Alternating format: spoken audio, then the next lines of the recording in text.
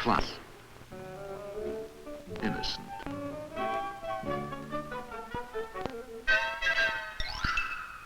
Buster Keaton.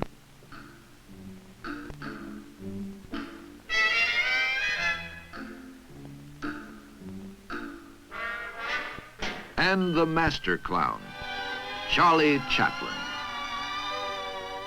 Each had his own way of showing us that just getting along in a complicated world is not easy.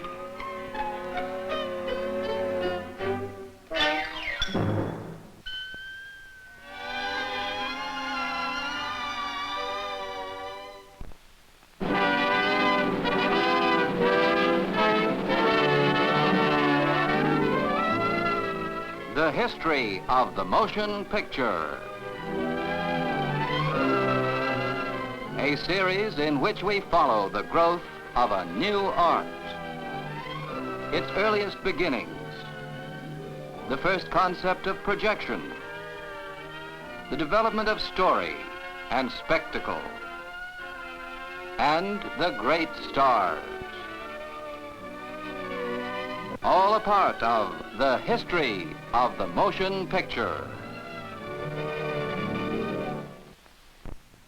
No figure in movie history progressed as quickly as did Charles Chaplin. In 1914, he made 35 mostly crude comedies for Max Sennett. In 1915, as director-star, he turned out 16 much improved films for S&A. The following year, Chaplin produced for Mutual a series of 12 comic masterpieces. Easy Street was the 8th. Easy Street, the toughest part of town.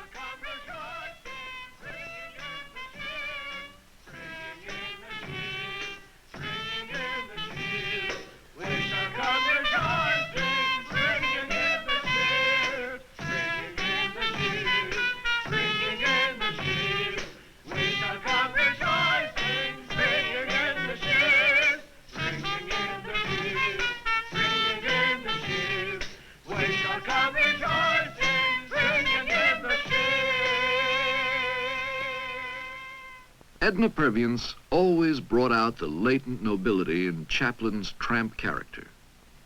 She was his leading lady from 1915 to 1925. She remained on his pension list after her retirement. And Still Beautiful played a bit role in his last American film, Limelight.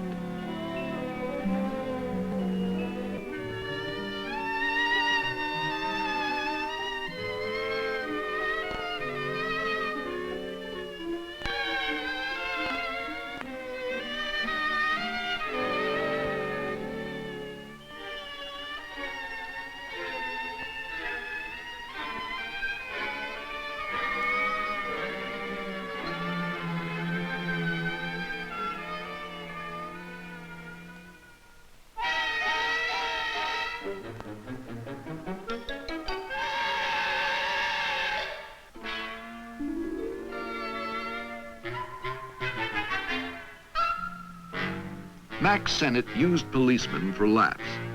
He made them comic characters by stripping them of dignity.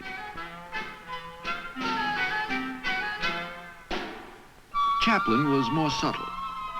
His usual attitude was that of the vagrant, to whom the cop is an eternal enemy. The bully is Eric Campbell, one of Chaplin's regular comic villains, whose career was tragically curtailed by an automobile accident shortly after this film was made.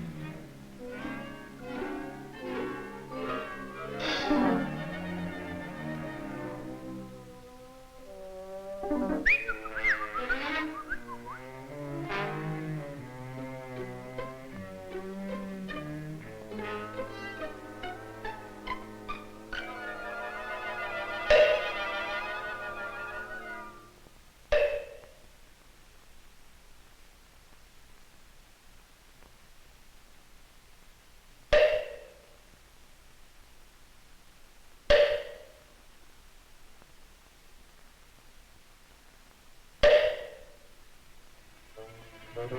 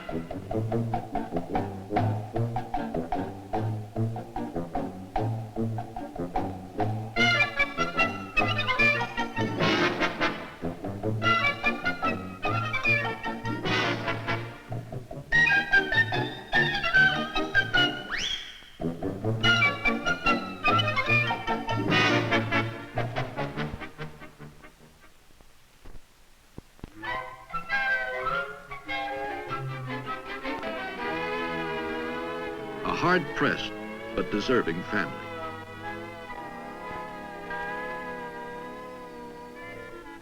The wife,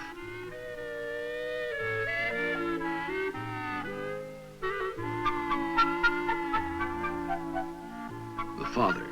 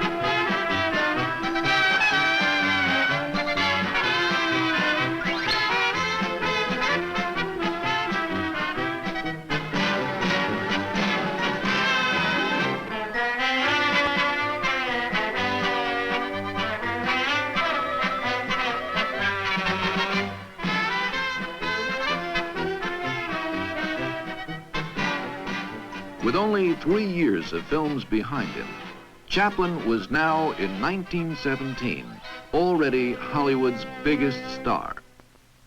But a new clown, an acrobat just out of vaudeville, was beginning to attract attention.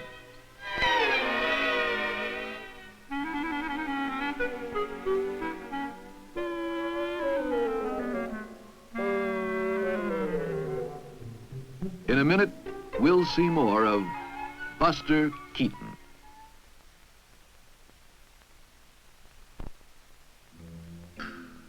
By 1922, Buster Keaton, too, had become a star, a clown who expected the worst and was seldom disappointed.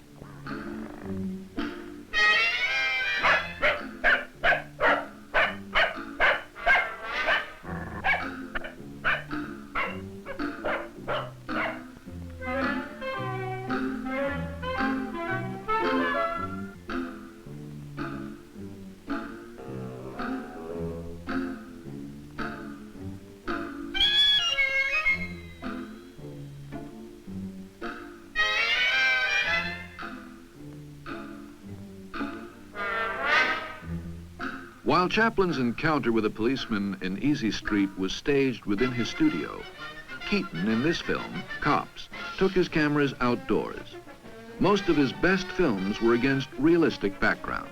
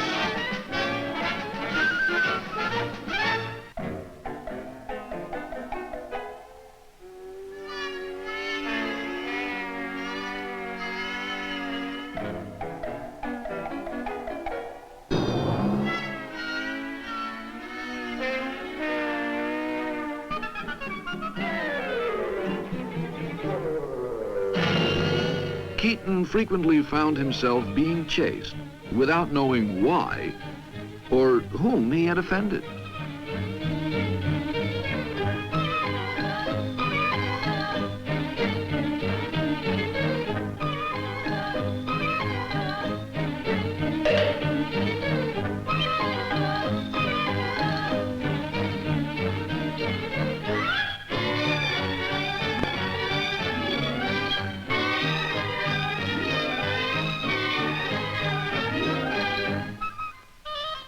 Buster Keaton was to retain his acrobatic agility even until the 50s, when he took some spectacular falls with Chaplin in Limelight.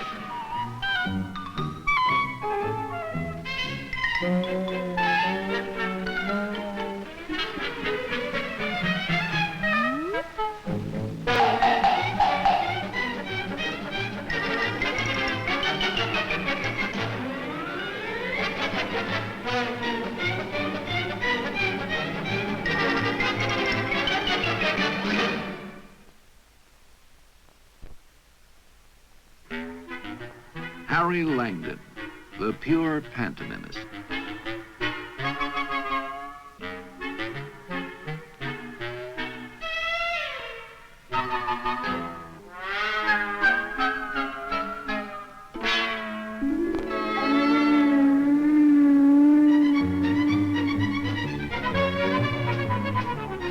Unlike Keaton or Chaplin, he had a childlike faith in the goodness of humanity.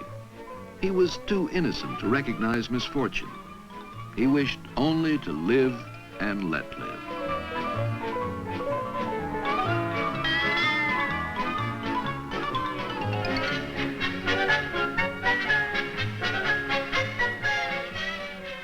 Harry often played the young man about to marry reluctantly, or the hopelessly henpecked husband.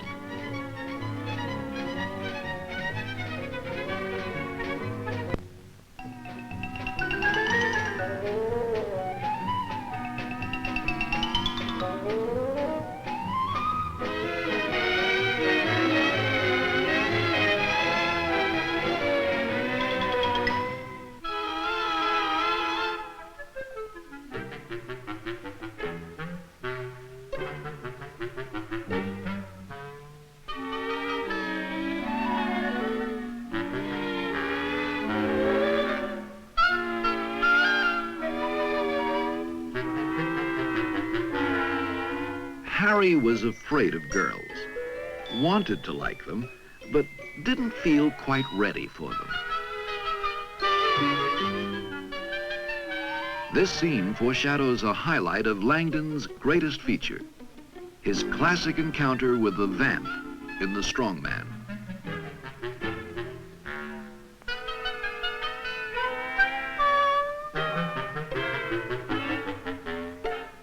Harry is persuaded, and later that afternoon,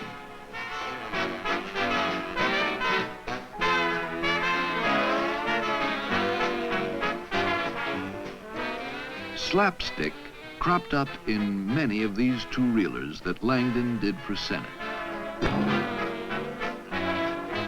But the particular delicate gesture was his own. This sequence and Langdon's little wave of greeting somehow sum up his screen personality. Hesitant, almost afraid of being rejected, yet friendly and open with a genuine humility.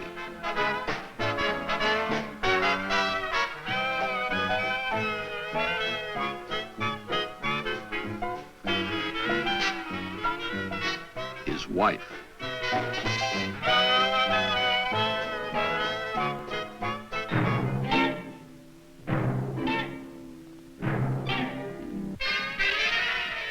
There was an inconsistency in many of the two-reelers that Langdon made for Senate, depending on who held the reins at the moment. If it was Senate, then slapstick would dominate.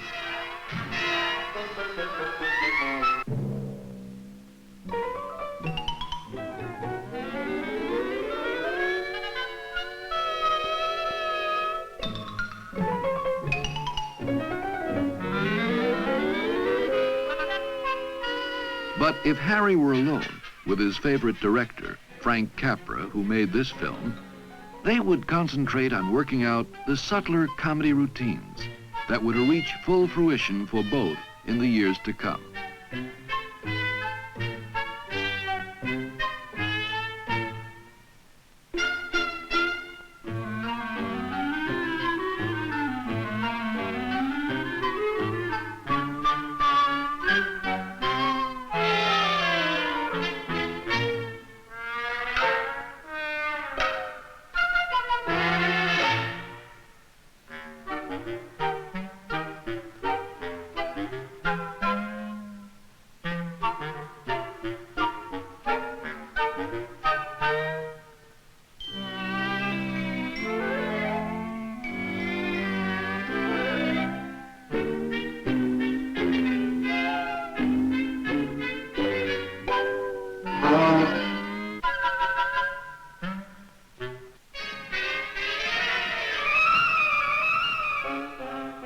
The Boyfriends.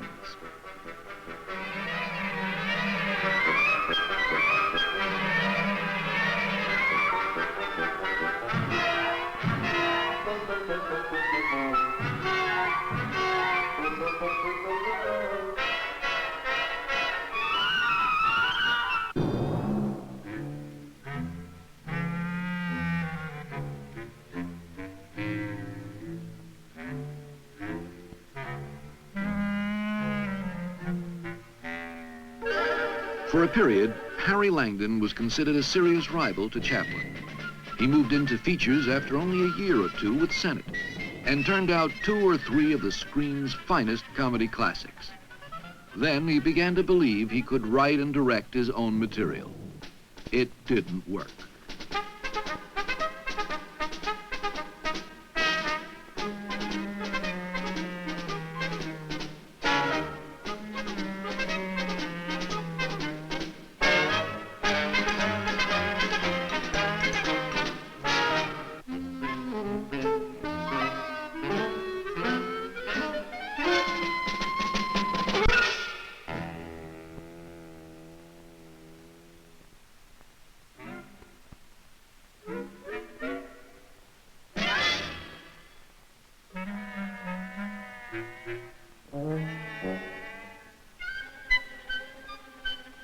Harry Langdon was playing in B pictures unworthy of his talent when in the early 40s he died, bemused still unable to understand where he had failed and why.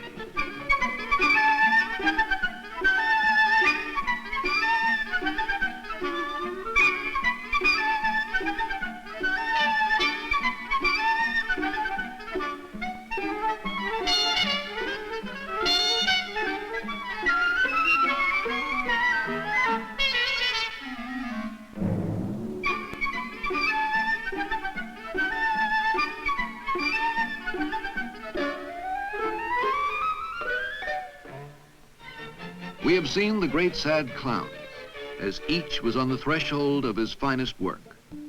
Other programs in this series will be devoted to each of them individually.